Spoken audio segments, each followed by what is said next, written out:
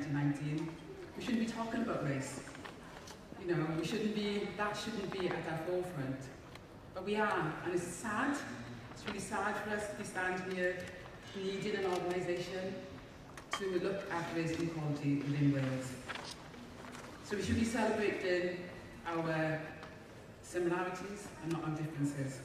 Last month we had a very productive, useful meeting with Sophie Howe, the Future Generations Commissioner, where I think 25 people were in the room from the BME sector, from different organisations, who spoke to her about the challenges and frustrations and experiences that we have all had in relation to the 7 wellbeing goals.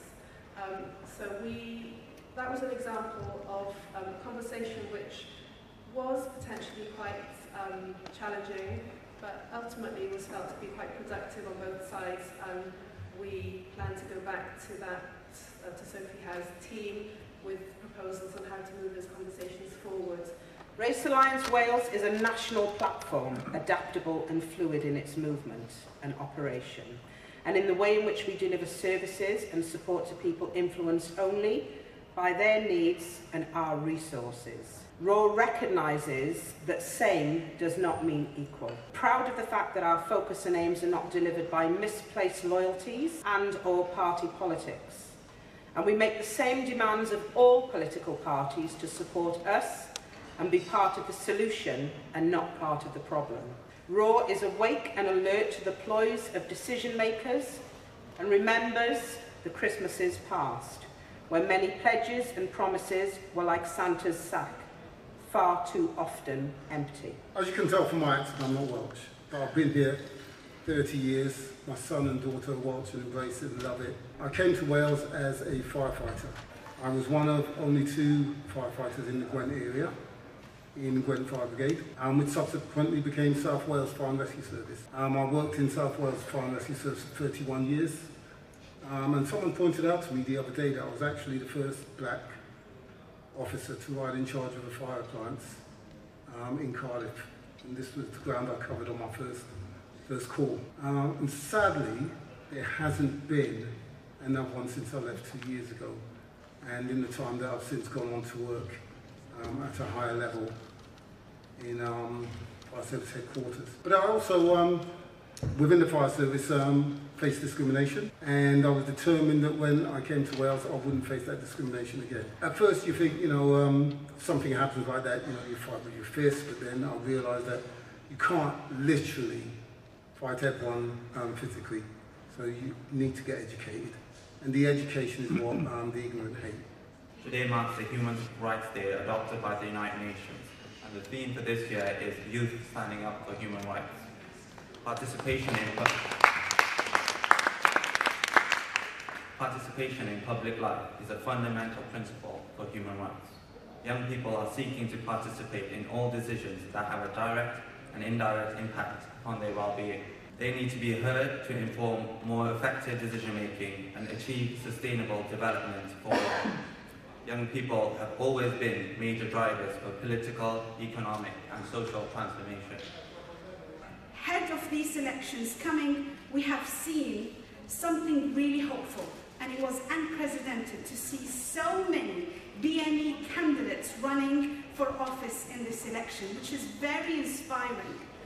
Yet a lot of these BME candidates are actually accused of the same things, ultra-scrutinized and so on. But I really wanted to mention some of these names, and they are from across the parties. And whether we agree or disagree with the policies of these parties, it is absolutely incredible to see so many BME candidates are running in the elections. Ali Milani, who's running in Oxbridge against Boris Johnson, he's 26 years old. Zara Sultana, who's a friend of mine, is running in Coventry, and she's a true socialist. Absana Begum, she's running in Tower Hamlets. Safia Ali, she's running in Scotland. Baimina Assad, she's running in Northwood in London. And we also have Faiza Shaheen, also running in Woodford Green. Nasser Adam, who's running in Cardiff South. And Muhammad Ali, who's Conservative, running in Cardiff North. and Nasser Adam is applied Cymru. I'm an immigrant. I come here from another country. I came here very young. I don't have a British passport. I've never had a British passport. Okay, so that's who I am. When my father came here, he had to report to the police station every month, whatever it was. You had to do that, you had to report. When my parents came here, you weren't allowed to bring your children. You weren't allowed to bring children. So a lot of people from different, like from Spain, they would have to hide the fact that they had children to be able to come in. I got in because my parents ended up working in a situation where they needed the workers, and it was a powerful hotel, powerful people, and they managed to bend things to get me in. You'll find very few people my age from Mediterranean background here, because I got in like that. And as my parents left the hotel they were working in, there was a Spanish couple there, and only at that point they found they had children back in Spain that they were hiding. The Wales that I want. I don't know about you, but I hear so many messages about Wales being warm and welcoming, and I think I'm hearing rather too much that's suggesting that's not everybody's lived experience, that actually the reality often is one of a hostile environment. And I think an awful lot of that comes down to the things that an awful lot of us have held dear over a long period of time seem to suddenly be under threat. I'm here from Cardiff Third Sector Council. We're the County Voluntary Council for Cardiff, the capital city. And our role is to actually encourage investment and an understanding and involvement in the third sector. The third sector now is under threat. I just want to say I think it's particularly timely that Race Alliance Wales has launched officially today, because it's Human Rights Day. It's probably you've already acknowledged that.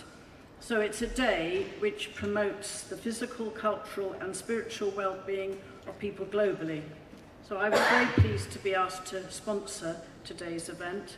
And of course for me, coming to an event like this, and our officials will be here and will be staying throughout, it's about listening and learning, as well as again expressing my commitment and the Welsh Government's commitment to promote race equality in Wales. And you have a clear vision to work collaboratively, to contribute to a more equal, humane and just, globally responsible Wales. And that's one commitment and objective that I and the Welsh Government share. So the question that I asked young people was, what makes you feel part of the community? What makes you feel like you are valuable contributors to society?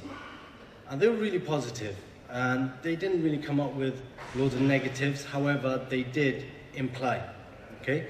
So when I asked them, they mentioned things like, if we did something for the community, then we'd feel more part of it.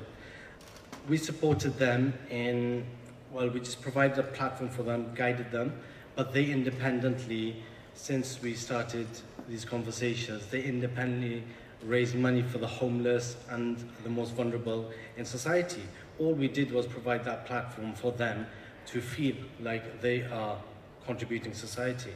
But reflecting on what everyone said, and I think the points people have raised, all of them, I think, get to the core of the issue of racism and racial equality and what we're trying to achieve. And in Islamic history in particular, there's a little narration, a little story that involves the fourth caliph, who was Ali ibn Talib. And he was elected at a time of a lot of social upheaval, a lot of chaos, a bit of a civil war.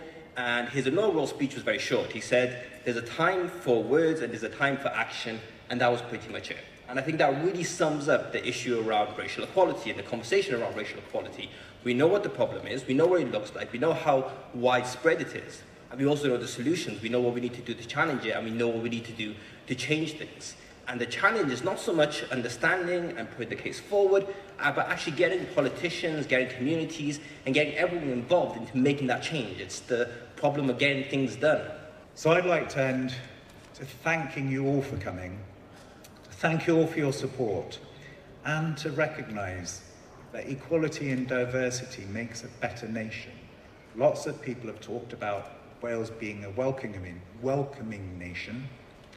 We haven't talked enough of how this can be a leading nation, but it's by us bringing our stuff here and adding to that, and actually helping create a really brilliant nation.